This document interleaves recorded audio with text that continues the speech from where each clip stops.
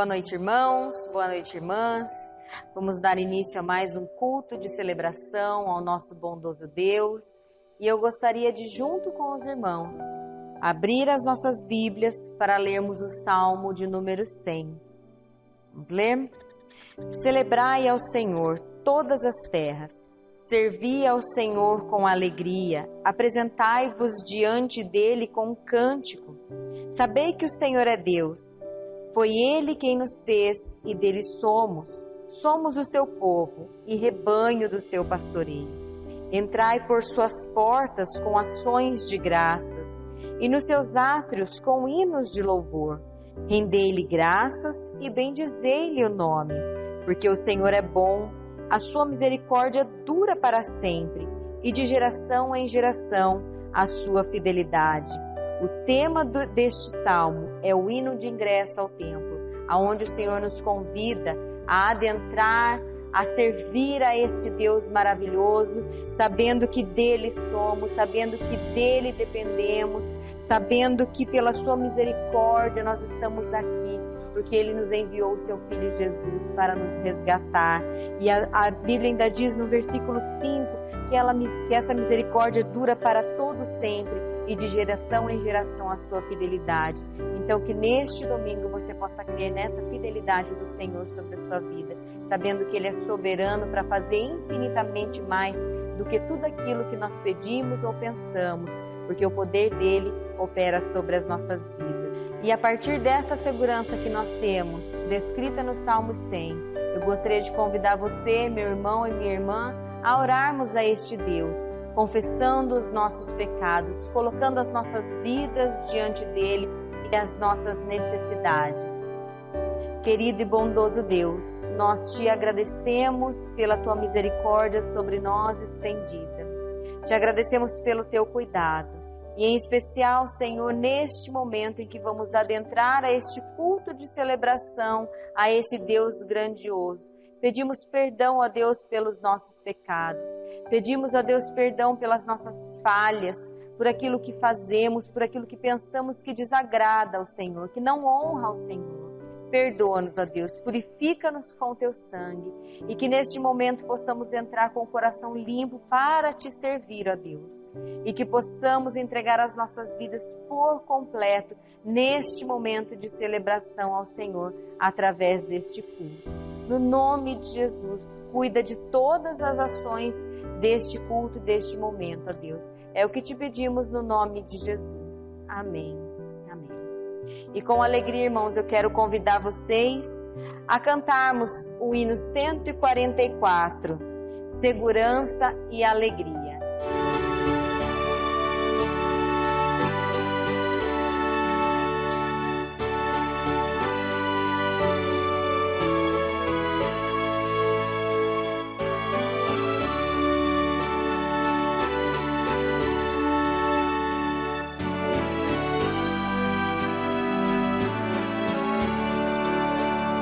Que segurança tenho em Jesus, pois nele gozo, paz, vida e luz. Com Cristo erguei mediante o Filho que me salvou. Conto esta história cantando assim: Cristo na cruz foi morto por mim. Conto esta história cantando assim: Cristo na cruz foi morto por mim. Inteiramente me submeti, plena alegria nele senti. Anjos descendo, trazendo os céus, provas da graça que vem de Deus. Conto esta história cantando assim: Cristo na cruz foi morto por mim. Conto esta história cantando assim: Cristo na cruz foi morto por mim.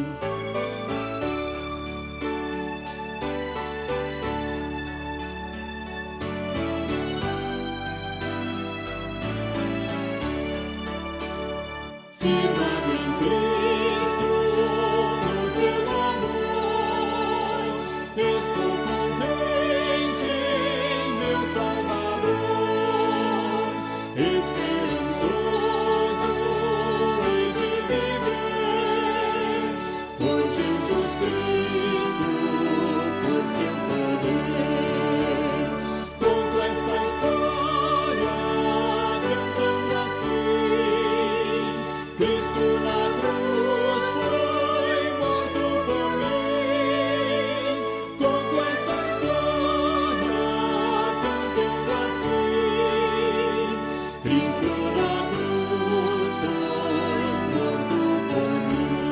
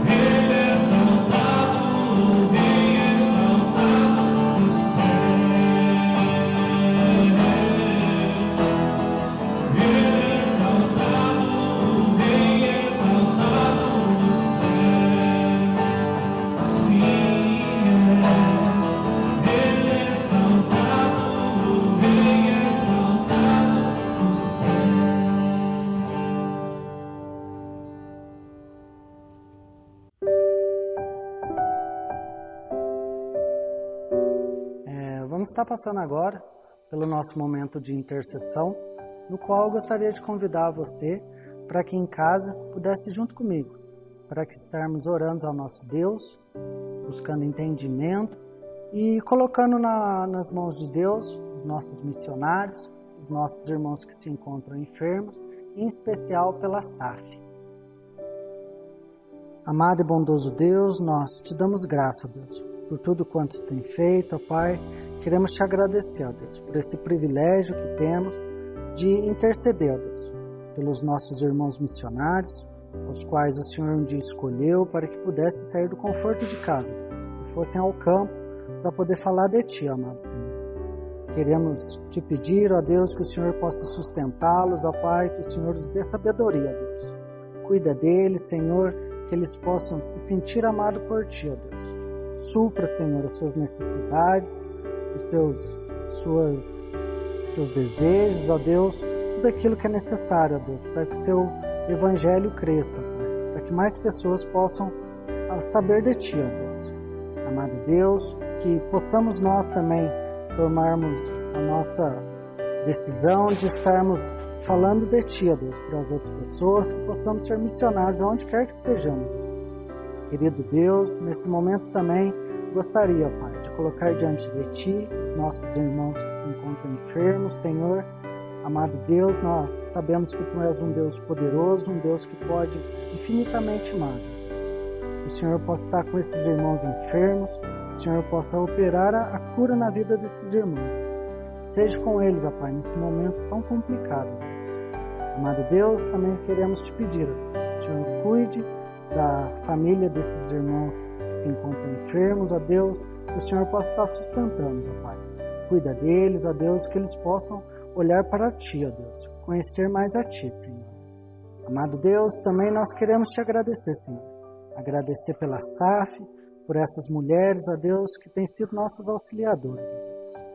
Amado Deus, obrigado, ó Pai, que elas possam fazer mais anos de SAF, ó Deus, que elas possam estar sempre unidas, ó Deus, aprendendo mais de Ti, Senhor. Que elas possam ser exemplo, ó Deus, que elas possam fazer tudo isso com dedicação, ó Deus. Seja com elas, ó Deus, abençoe, ó Deus. Cuida de nós, em nome de Jesus, amém.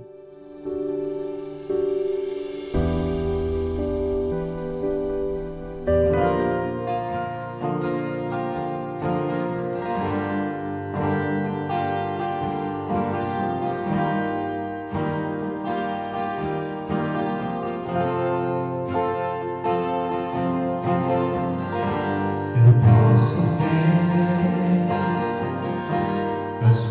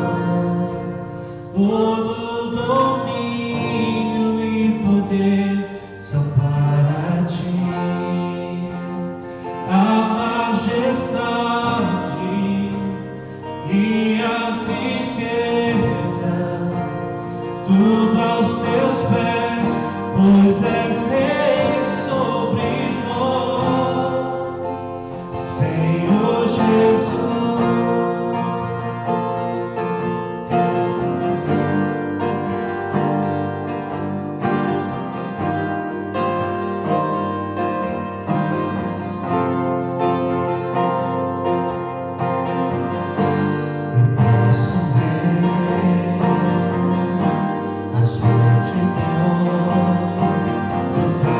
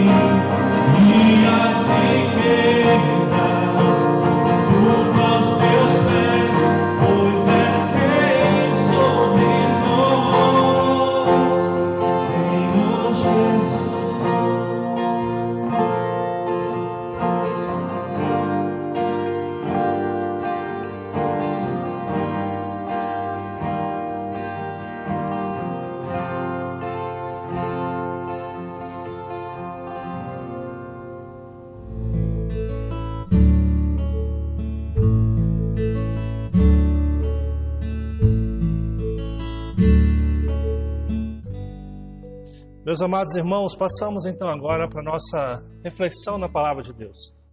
Nesse tempo em que nós devotamos ao nosso Senhor Jesus Salvador, a nossa esperança, a nossa confiança de que Ele está cuidando de todas as coisas da nossa vida. Semana passada, amados irmãos, nós estivemos sendo ministrados pelo Pedro Fred, dizendo que a oração segue inabalável, a oração segue inabalável. E eu tenho certeza que foi uma ministração desafiadora às nossas vidas, onde nós refletimos sobre a seriedade de voltarmos a orar e de buscar a vontade de Deus para as nossas vidas. Hoje, eu quero dar continuidade a esse tema, oração, na expectativa que nós possamos, como igreja, ser uma igreja que ora. Uma igreja que é forte é uma igreja que ora. É uma igreja que se dedica diariamente à oração. E eu sei que com as demandas do dia a dia, muitos de nós começamos a nos aproximar do Senhor com pressa, com muita impetuosidade, e às vezes nós nos esquecemos daquilo que o Senhor tem para as nossas vidas. E nós começamos a ter tempos com a palavra e tempos com a oração que não são tempos de qualidade. Nós começamos a fazer as coisas de qualquer jeito, as coisas correndo, e nós precisamos repensar seriamente naquilo que o Senhor nos propõe, naquilo que o Senhor nos orienta, principalmente no que diz respeito à dedicação à oração e às Sagradas Escrituras. E hoje eu quero trabalhar com você aqui o tema Ensina-nos a orar, e eu vou deixar essa capa para você ver mais um pouquinho aí, e você vai perceber que a arte dessa capa, deste culto hoje, ela é como se fosse um relógio, os ponteiros de um relógio. E por que nós deixamos essa arte? Primeiro, para que nós possamos ser lembrados que o nosso dia a dia, ele tem demandas. Ele tem muitas demandas que vêm à nossa vida e muitas vezes as demandas consomem muito do nosso tempo, muito daquilo que nós dedicamos com tempo ao Senhor. E muitas vezes a oração fica esquecida. Eu disse na igreja, um domingo passado, quando falava exatamente sobre esse mesmo tema, no culto presencial, eu disse que muitas vezes nós esquecemos o grande presente que Deus nos dá, que é a oração e a palavra, que é chamado de meios de graça. São meios pelo qual o Senhor reflete a sua graça em nossas vidas. Nós podemos conversar com Deus, nós podemos abrir a palavra e ouvir a Deus. E nós temos negligenciado. O que nós estamos enfrentando hoje? Enfrentamos hoje muitas dificuldades. Nós estamos hoje no meio de um processo eleitoral, onde nós estamos vendo o próximo prefeito da nossa cidade, tantos outros municípios, alguns já sabem o resultado, nesse horário que o curso está sendo transmitido aqui, outros estão há poucos minutos ou horas de descobrir quais são os novos candidatos, mas de uma forma geral nós temos incertezas, dificuldades que advêm à nossa vida. Nós vimos semana retrasada questões do judiciário brasileiro, onde muitas vezes nós vemos que o judiciário não corresponde com a expectativa de que as pessoas colocam a respeito do que é justiça. Economicamente, nós vivemos uma situação muito incerta. Em alguns momentos que parece que está para acontecer algo bom, de repente nos advém algo que nós não esperamos, que nós não sabemos mensurar com palavras ou com atitudes.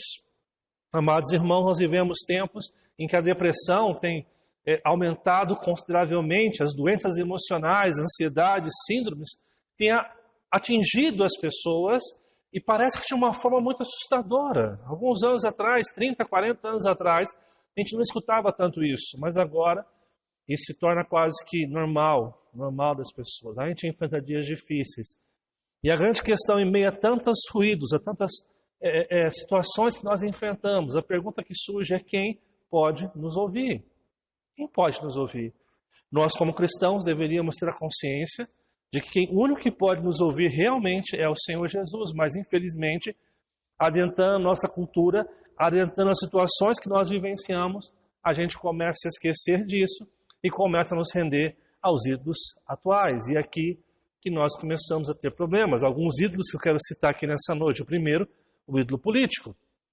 Achamos que em um determinado candidato nós teremos esperança, teremos soluções para as nossas vidas, e a gente descobre, com o andar da carruagem, que as coisas não funcionam bem assim. Homens são falhos, e o Salmo 146 nos lembra que nós não podemos depositar no homem a nossa confiança. Não podemos depositar nossa confiança em príncipe onde não há salvação. Um outro ídolo que nós temos é o ídolo do sucesso profissional. Nós acreditamos fielmente que depositar a nossa confiança numa profissão, no meu cargo, na minha posição social, profissional, eu vou ter segurança e felicidade que muitas vezes eu procuro em outras coisas. Por exemplo, o ídolo da relação perfeita é um outro ídolo. Nós achamos que quando nos devotamos a esses ídolos de uma boa relação, de uma perfeita relação, um romance hollywoodiano, nós teremos essa alegria e a felicidade que nós precisamos. A questão é que a convivência dentro de um lar não é uma convivência fácil. Uma outra coisa que nós temos é o ídolo da religiosidade do eu. Muitas pessoas frequentam as nossas igrejas e começam a criar para si deuses, preste muita atenção, ou um Deus conforme a sua imagem, conforme a sua semelhança. Esse Deus é um Deus que de uma forma muito direta supre tudo aquilo que a pessoa deseja, tudo aquilo que ela anseia como ser humano. Uma outra coisa é o ídolo da religiosidade mística, ou seja, a gente mistifica as coisas e acha que para ser feliz, para realmente ter uma espiritualidade, nós precisamos de alguém que chegue até nós e diga assim, diz o Senhor. Nós precisamos de um sonho, de uma palavra, de uma revelação para dizer que Deus fala no nosso coração. A gente deixa de confiar que a Bíblia é suficiente para falar o nosso coração e para cuidar da nossa vida. São ídolos que nós construímos e que nos afastam momentaneamente de Deus e vão nos levando a confiar muito mais em nós mesmos, nesses ídolos que são frágeis, do que no Senhor e Salvador das nossas vidas. A grande questão é que muitas pessoas acham que esse comportamento relações são lícitas. As pessoas acham que ter esses ídolos não é normal. Aliás, as pessoas nem muitas vezes sabem que são ídolos na sua vida. Elas acham que fazem parte da sua rotina diária de vida. Uma outra coisa não significa um afastamento de Deus. Muitas pessoas convivem na igreja, convivem com uma espiritualidade e vivem uma vida desconforme da palavra, e elas conseguem achar que tudo isso faz parte de uma relação com Deus. A grande questão disso tudo é que nós gradativamente vamos nos afastando do nosso Deus. Olha só, o que acontece quando começamos a nos render a esses ídolos? Primeiro, deixar de confiar em Deus como nosso Salvador e provedor de tudo que precisamos. A grande questão é que esses ídolos que eu pontuei aqui, alguns dos vários ídolos que nós construímos na nossa cultura hoje, eles vão gradativamente nos afastando e nos fazendo deixar de confiar que Deus é suficiente para resolver e para ajudar a nossa vida. Por exemplo, eu descobri, nessa semana que passou, conversando com uma pessoa, eu descobri que havia uma pessoa que cristã, professa cristã, que segue a adoração, mas que quando vai fazer a sua nota de prestação de serviço, ela coloca um valor acima do que ganha para que ela possa ter condição de financiar a sua casa própria. Talvez você que nos assiste vai dizer, pastor, isso é normal. Ei, isso não é normal.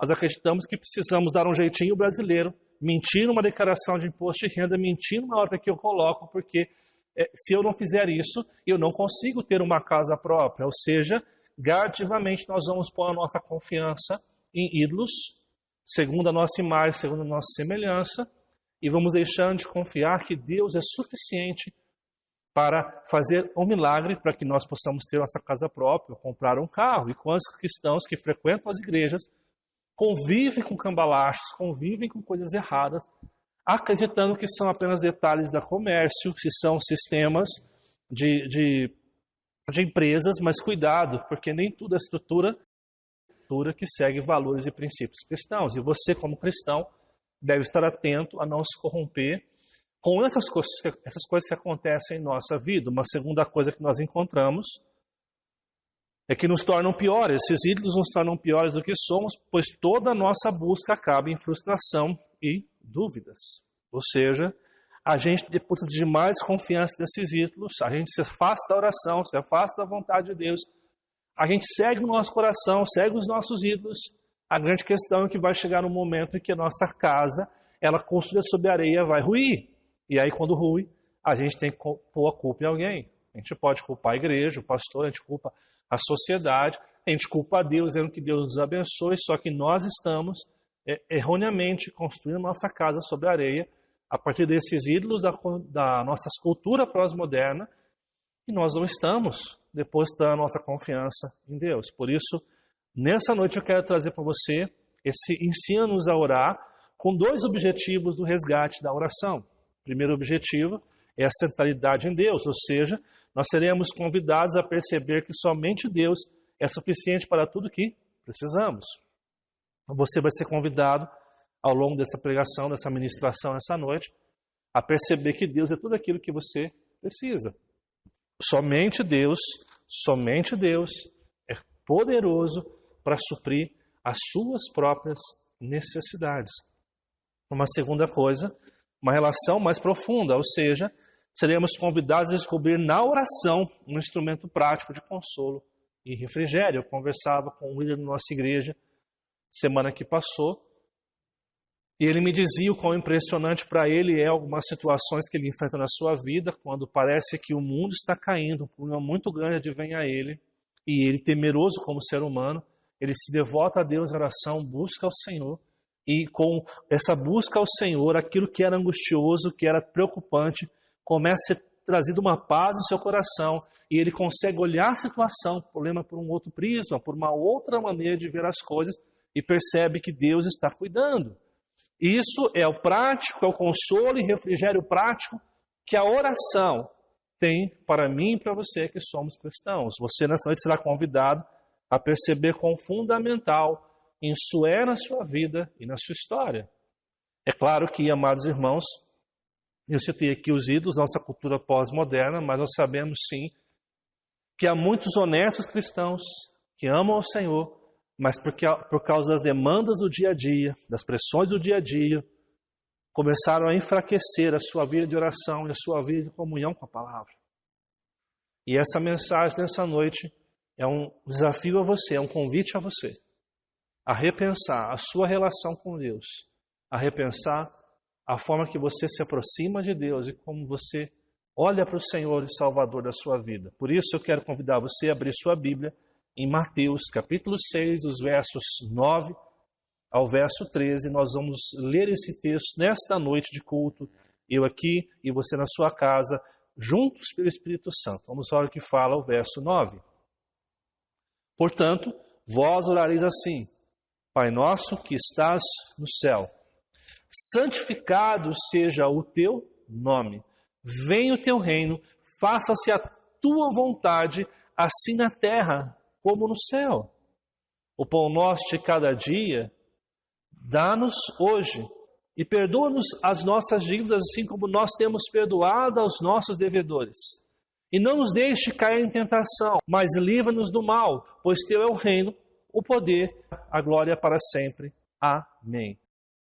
Amados irmãos, a oração que Jesus ensina no Sermão do Monte, em Mateus capítulo 6, dos versos 9 ao verso 13, começa da seguinte maneira: portanto, vós orareis assim. Jesus está passando princípios desta oração que são válidos para que nós possamos ter a consciência do que nós devemos ter quando nos aproximamos de Deus. Se você vê o relato paralelo a esse texto, lá em Lucas capítulo 11, o verso 1 diz o seguinte: de uma feita, estava Jesus orando em certo lugar. Quando terminou, um dos seus discípulos lhe pediu: Senhor, ensina-nos a orar, como também João ensinou aos seus discípulos. Perceba que Jesus estava orando, o relato de Lucas, Jesus está orando, e um dos seus discípulos pede: ensina-nos a orar, porque eles percebem com que a maneira que eles estavam se aproximando de Deus não era uma maneira correta. Então Deus começa a ensiná-los, e nesta oração nós encontramos 7 princípios da oração. 7 princípios que a oração do Pai Nosso nos ensina. E eu quero convidar você nesta noite de culto a anotar na sua casa, a fazer suas anotações e pensar ao final dessa ministração se quando você ora, esses 7 princípios fazem parte da sua vida. É importante que você saiba que o grande milagre, o grande poder não estão nas letras exatas da oração do Pai Nosso, mas nos princípios que advêm aos seus ensinos e valores, onde cada frase traz a profundidade do ensino. Não adianta você repetir uma oração do Pai Nosso sem ter a consciência plena do que você está conversando com Deus e o que está te levando a conversar com Deus. Então acompanhe comigo esses 7 princípios nesta noite, para que você possa compreender quão maravilhoso é, quão tremendo é esses princípios diante do nosso Senhor. Primeiro princípio, o princípio do relacionamento. Olha como fala o verso 9.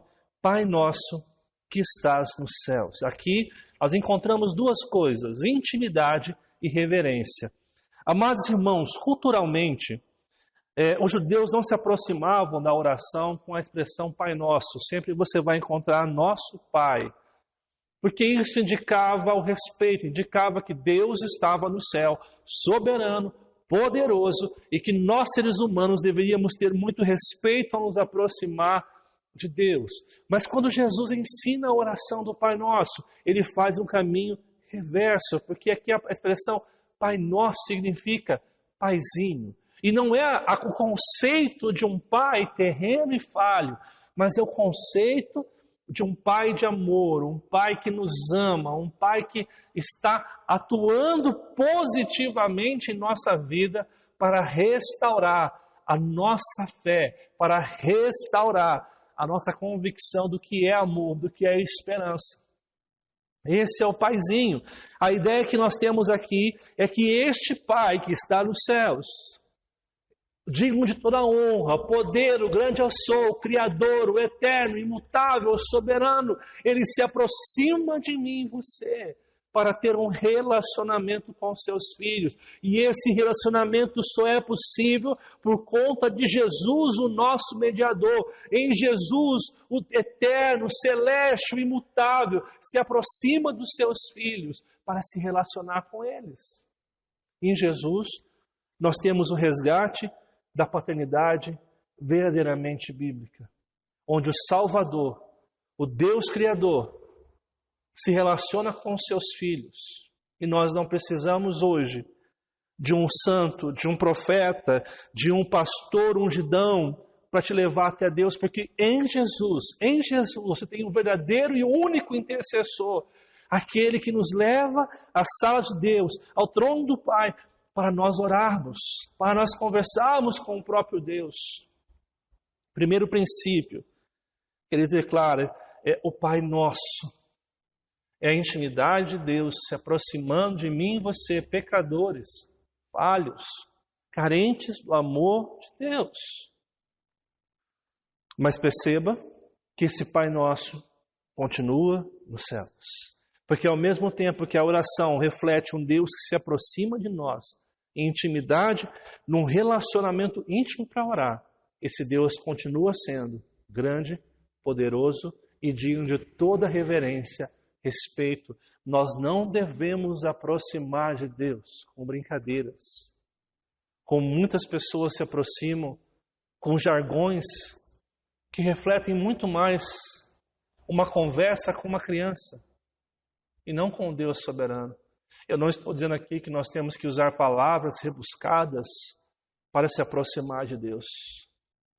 Mas também não devemos deixar a liberdade que nós temos em Cristo se tornar libertinagem, falta de respeito, falta de reverência para com quem Deus é. Primeiro, porque nós reconhecemos que ao nos aproximarmos de Deus, nós somos pecadores, falhos e carentes da presença amorosa e perdoadora do nosso Deus. Nós devemos ter respeito pelo Senhor, um respeito por amor, uma reverência em amor. Nós nos aproximamos dele não porque queremos, mas porque ele primeiramente se aproximou de mim e de você, para que nós possamos rasgar nosso coração em oração e conversar com Deus. Primeiro princípio que a oração do Pai Nosso nos ensina é que Deus se relaciona comigo e com você por meio de Jesus.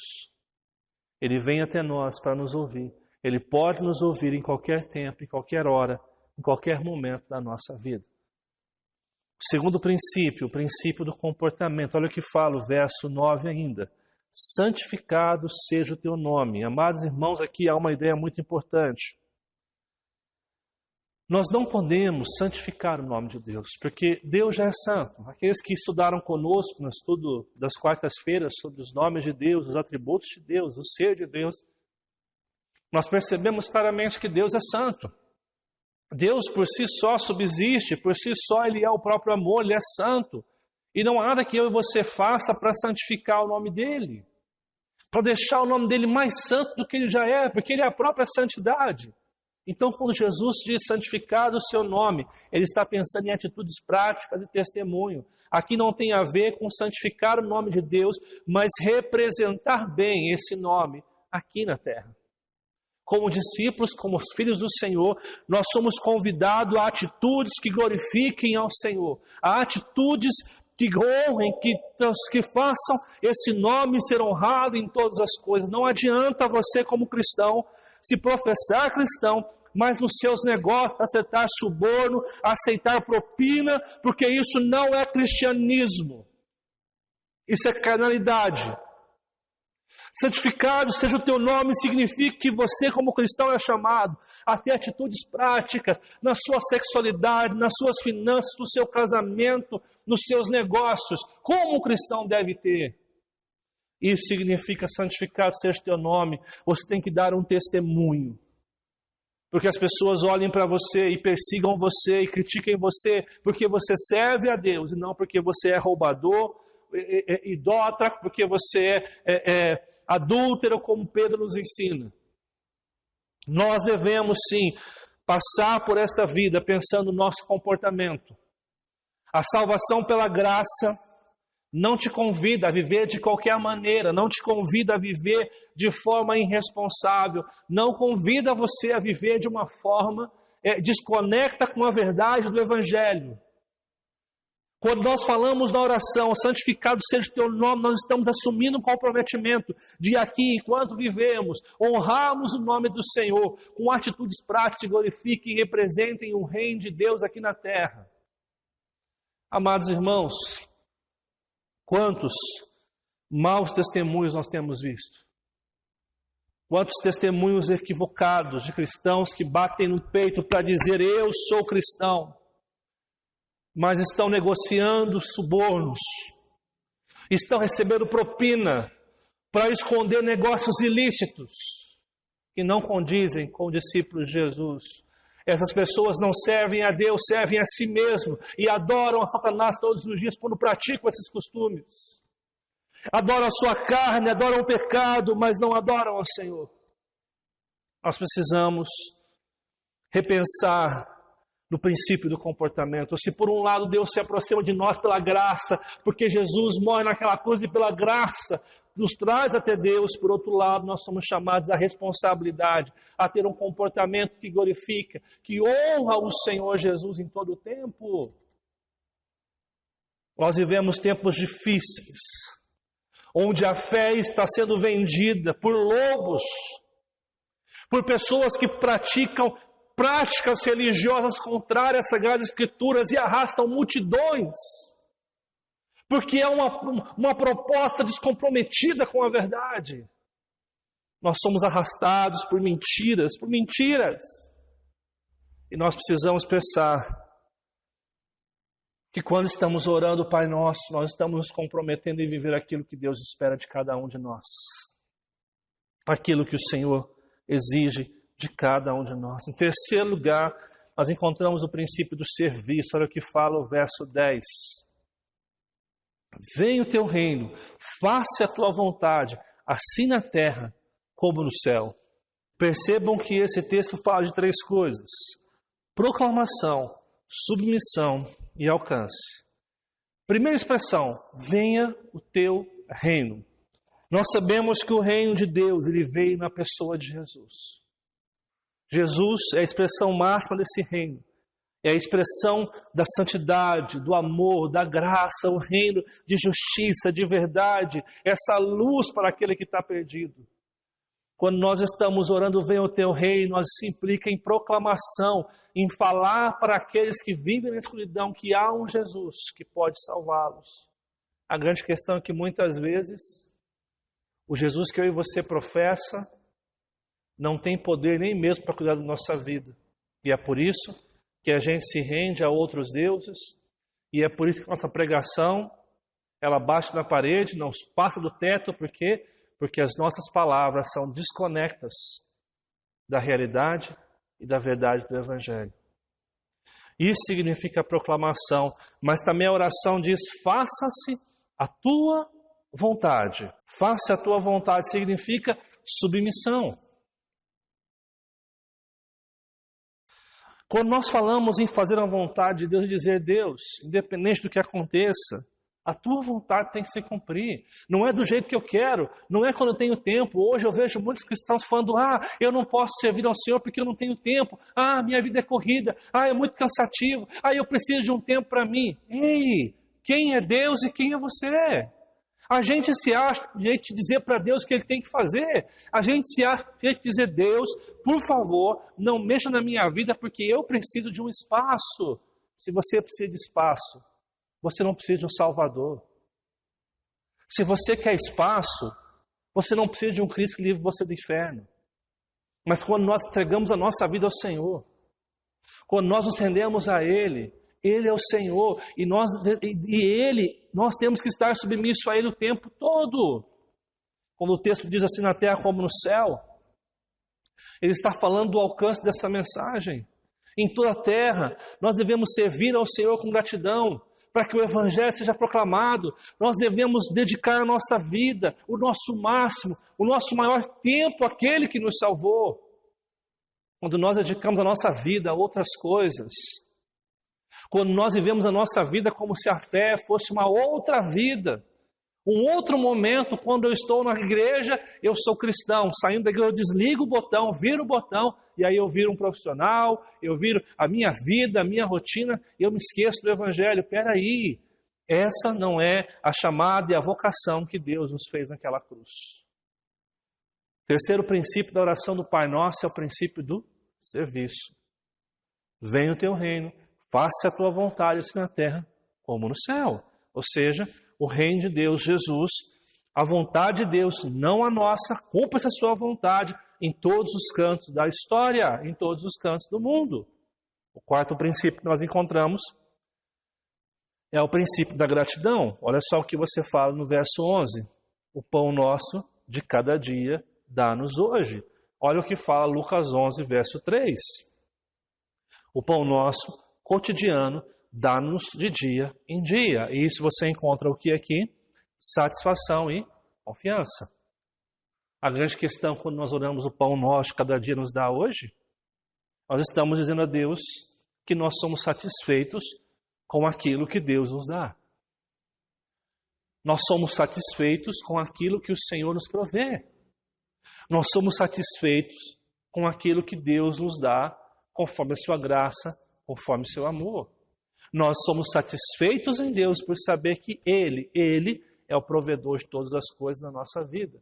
Independente dos resultados, Deus é o Senhor de todas as coisas. Independente do que a gente vem enfrentar na nossa vida, Deus é o Senhor sobre todas as coisas.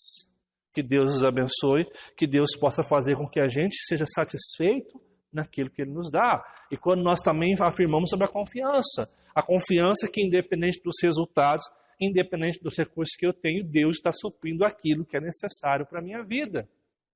Independente das situações, independente do que eu venha buscar, Deus está suprindo todas as coisas na minha vida.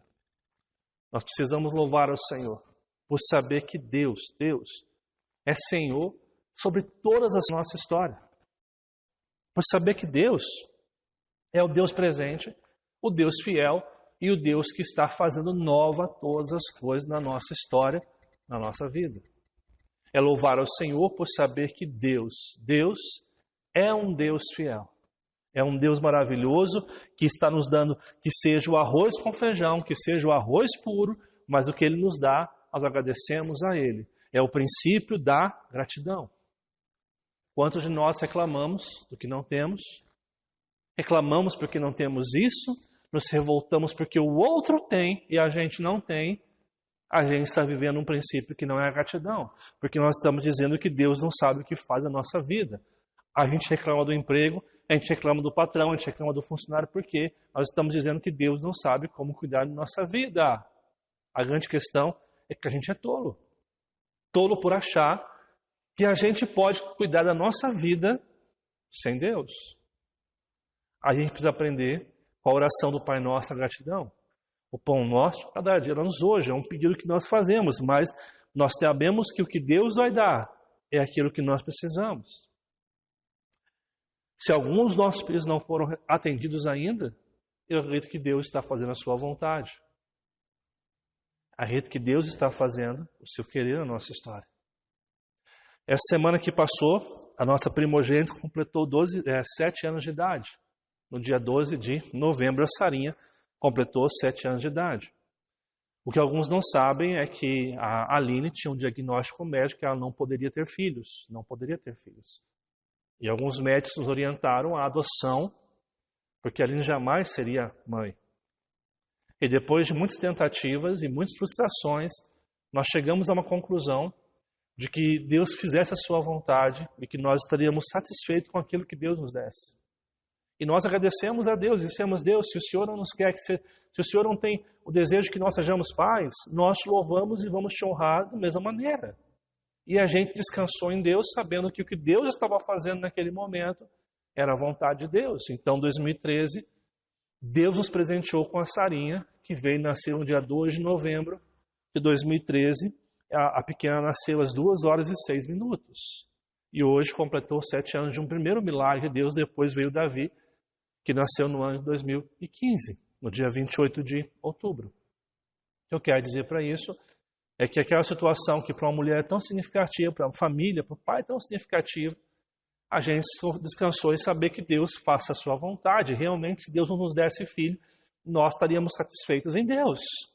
Mas aprove ao Senhor, segundo a sua vontade e seu querer, prover nossos filhos, que são presentes de Deus.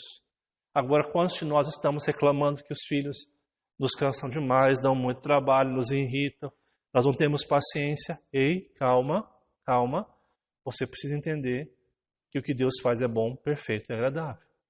Nós precisamos repensar seriamente nisso. O quinto princípio é o princípio da obediência. Olha só o que fala o verso 12, uma ordenança de Deus. E perdoa-nos as nossas dívidas, assim como nós temos perdoado aos nossos devedores. Perceba que o tempo verbal aqui é algo que está sendo feito constantemente. Olha o que fala Lucas 11, verso 4, a parte A. Pois também nós perdoamos a todo o que nos deve. E aqui você encontra duas coisas, humildade e amor. Interessante você pensar desse jeito, amado irmão, porque Aqui nós chegamos numa questão muito básica. Ou a gente obedece o que Deus diz, ou a gente continua seguindo o nosso coração. Porque muitos, eu não quero perdoar, eu não quero ter relação com pessoas, eu não quero isso, eu não quero aquilo. Mas se Deus diz para mim e para você que nós devemos perdoar, Ele não está perguntando se nós queremos perdoar, se nós temos o desejo de perdoar, nós temos um sentimento para perdoar. Ele simplesmente diz, perdoa. E quando nós oramos o Pai Nosso, a gente diz, perdoa as nossas dívidas, assim como temos feito, temos vivido como discípulos de Jesus. O texto, ele nos aponta a ideia de que aquele que se aproxima de Deus, perdoa voluntariamente. Aquele que se aproxima de Deus, ainda que o seu sentimento e coração não queira, ele dá a outra face, ele perdoa o seu inimigo, ele perdoa aquele que te ofende, ele perdoa, não porque ele deseja ou sente, mas porque ele sabe que é uma ordem de Deus. Então ele se dedica a obedecer a Deus. Perdoar é um caminho de humildade, onde você reconhece que você não dá conta, mas que Ele mandou, e se Ele manda, nós devemos cumprir o seu valor e princípio. É um princípio de amor, não o seu amor por Deus, mas o amor de Deus por você. Porque Colossenses fala que nós devemos perdoar nosso próximo, assim como Cristo nos perdoou naquela cruz. A referência, o padrão de perdão não está naquilo que nós queremos fazer, mas naquilo que Jesus fez por nós. Naquilo que Jesus se ofereceu graciosamente pela nossa vida. Que a gente possa, em nome de Jesus, vivenciar essa verdade do perdão. Nós devemos obedecer ao Senhor se queremos segui-lo. O sexto princípio é o princípio da dependência. Olha o que fala o verso 13a. E não nos deixe cair em tentação, mas livra-nos do mal. Detalhe aqui, significa a nossa fragilidade e a entrega. Porque a gente reconhece que a gente não dá conta de seguir o Senhor e fazer a sua vontade se Ele não estiver com a gente. Se Deus não estiver conosco, nós não damos conta, preste bem atenção, nós não damos conta de cumprir a sua vontade, de cumprir o seu querer todos os dias. Nós precisamos a dependência do Senhor por nossa vida, porque se nós não dependermos do Senhor, nós cairemos em pecado. Você não é tão santo que você possa vencer o pecado. Você não é tão santo para vencer o pecado que habita em você. Você precisa de um Cristo que salve a sua vida e restaure a sua vida todos os dias. A oração depende de Deus, não nos deixe cair em tentação, mas livra-nos do mal. É o pedido que nós fazemos todos os dias. Deus, eu sem o Senhor não dou conta de conduzir minha vida. Eu não sei como conduzir a minha história. Eu preciso de um Deus que restaure todas as coisas na minha vida. E o último princípio que nós encontramos é o princípio do propósito da vida. Olha como termina. Verso 13, a parte B. Pois teu é o reino, o poder e a glória para sempre. Que assim seja. Amém. Aqui significa glorificar e desfrutar. A oração do Pai Nosso também diz, Deus, pois teu é tudo teu, o reino, o poder e toda a glória para sempre. Se tudo é dele, nós também pertencemos a ele. A nossa confissão de fé, a confissão de fé de Westminster, na sua primeira pergunta, nosso catecismo maior diz o seguinte, qual é o fim principal e supremo do homem? A resposta é, o fim principal e supremo do homem é glorificar a Deus e gozá-lo para todo o sempre. O nosso propósito maior é glorificar ao Senhor na nossa vida. Paulo, ele bem expressa isso na carta aos Coríntios dizendo, portanto, quer comais, quer bebais ou façais qualquer outra coisa, façam tudo para a glória de Deus. É deixar que Deus seja exaltado pelas suas palavras, atitudes, negócios. É entender que quando você sai na segunda de manhã para trabalhar, você tem um propósito de glorificar a Deus com os seus negócios, com os seus olhares, com as suas palavras, com o seu testemunho, com o seu comportamento. É realmente deleitar-se e gozar-se da presença de Deus na sua vida através da oração, para que a sua vida glorifique ao Senhor Deus na terra. Mateus capítulo 5, verso 16 fala assim: brilhe também a vossa luz diante dos homens, não a nossa luz, mas a luz de Cristo em nós. A luz diante dos homens, para que vejam as suas boas obras e glorifiquem ao vosso Pai que estás nos céus. As suas obras devem ser boas obras, para que as pessoas lá fora vejam e glorifiquem a Deus que está nos céus. Esse é o propósito da sua vida. Eu termino nesta noite com este gráfico, amados irmãos. 7 princípios, olhe bem na sua tela aí. Relacionamento, o Pai Nosso que vem até nós para se relacionar.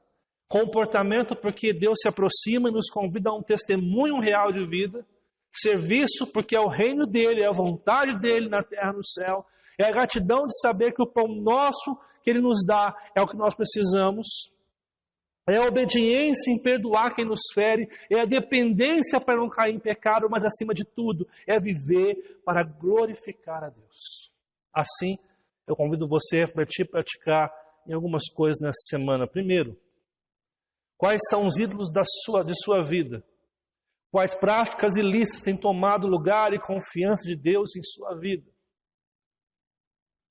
Quais são os seus ídolos? Quais são os ídolos da sua vida que têm roubado o lugar de Deus? Quais são os ídolos na sua história que têm tirado você do foco? Quais são os ídolos da sua vida que têm feito com que você se afaste de Deus, se afaste da vontade do Senhor Jesus? Amados irmãos, que Deus abençoe sua vida, para que você possa viver aquilo que Deus espera que você viva, que esses ídolos não sejam os ídolos da sua vida. Segundo, como está a sua vida de oração? Pelo que você tem lutado diante de Deus? Quais são os alvos de seus momentos de oração? Pelo que você tem orado todos os dias? Pelo que você tem lutado diante de Deus em oração? Deus, cumpra a sua vontade, visita a minha igreja, visita a minha família, visita os perdidos, visita a minha empresa. Deus, eu preciso do Senhor. De que maneira você se aproximar de Deus? Terceiro, Jesus nos ensina a orar de maneira objetiva, simples e relevante através do Pai Nosso. Você tem seguido os princípios dessa oração? Quando você vai orar, você tem consciência que Deus está perto de você, mas que tem que haver reverência, que você é chamado a ter um comportamento, que você é chamado a servi-lo. Quando você ora, orando pelos perdidos, pela sua igreja, a obedecer, a depender dele, a agradecer pelo que ele tem te dado, a glorificar ele. Quando você ora o Pai Nosso, você tem compreensão de tudo que está englobado na sua oração que Jesus ensinou. Quarto, transforme sua vida de oração hoje. Faça deste meio de graça um instrumento de relacionamento e diálogo profundo com Deus, Criador. Faça da sua vida um tempo de glorificação a esse Deus. Eu fecho esse estudo nesta noite com 2 frases de 2 homens de Deus. Primeiro, João Calvino. Olha o que João Calvino diz. O principal exercício que os filhos de Deus têm a fazer é orar. Porquanto, dessa maneira, preste bem atenção, eles dão a verdadeira prova de sua fé. A oração é o resultado inevitável da presença da fé no coração humano. A oração é o resultado inevitável da presença da fé no coração humano.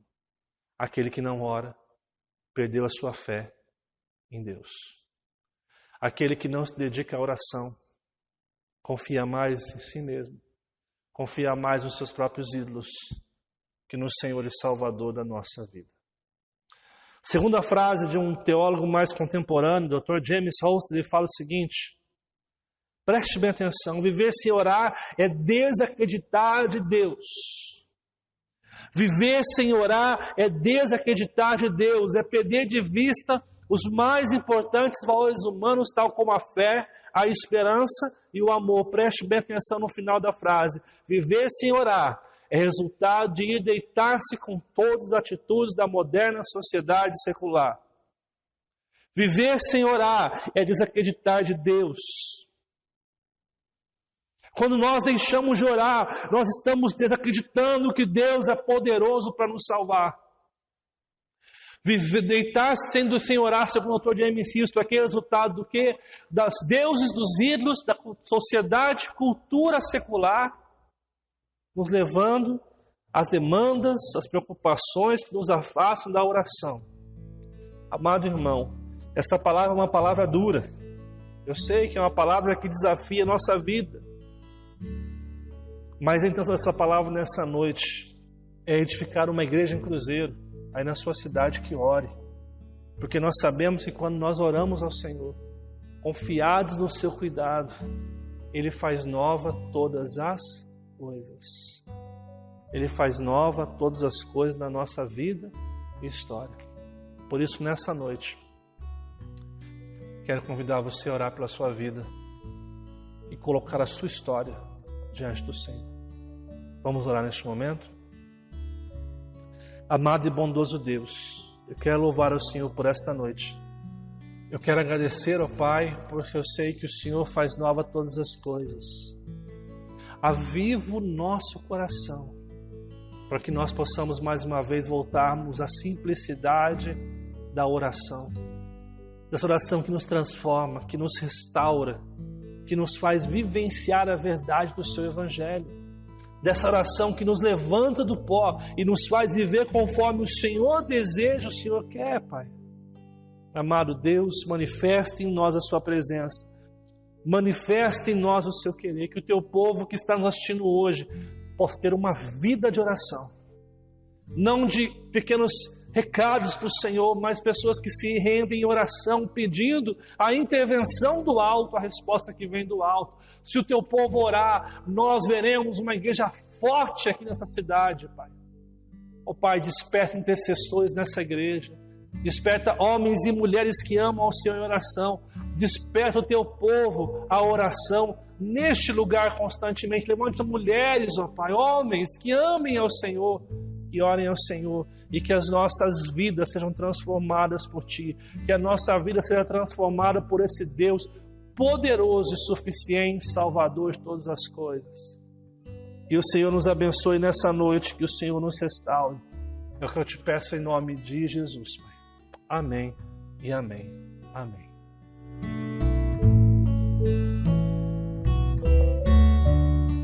Louvamos ao Senhor por este culto, por este tempo que o Senhor nos deu de adoração, de ouvir de sua palavra. Quero agradecer aos irmãos que ajudaram na liturgia hoje, nosso irmão Léo, nossa irmã Aline.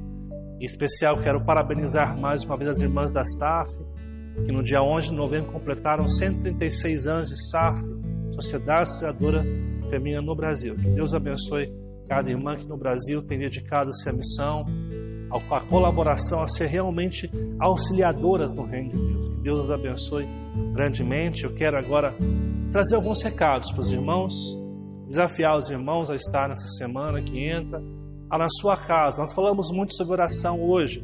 Semana passada o Fred falou sobre oração, então eu quero convidar você na sua casa a orar. Ore em família, faça o seu culto do lar.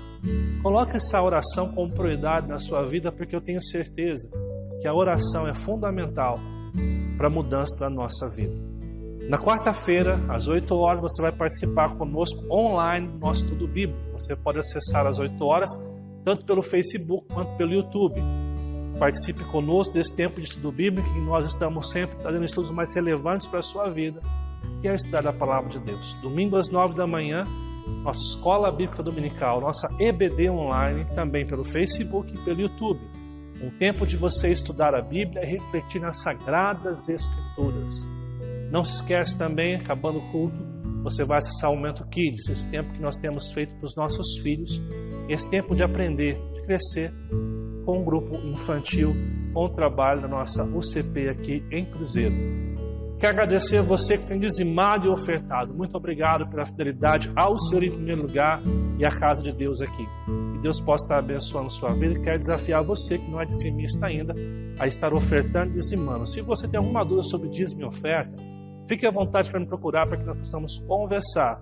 Você que é membro da nossa igreja sabe que nós não fazemos apelo, não fazemos terror, mas ensinamos o que a Bíblia fala sobre a fidelidade nos dízimos e nas ofertas. Eu quero agradecer a você também que está dizimando semana após semana, mês após mês, ajudando a casa de Deus. Não esquece de após enviar o seu dízimo na conta que está aparecendo aqui embaixo, depois que você enviou o seu dízimo, envie o comprovante para o nosso irmão Leuer, o telefone que também aparece para você aqui, para que nós possamos fazer o controle financeiro da nossa igreja. Eu quero convidar você, neste momento, a estar orando comigo, encerrando esse culto, para que Deus possa estar honrando a nossa vida.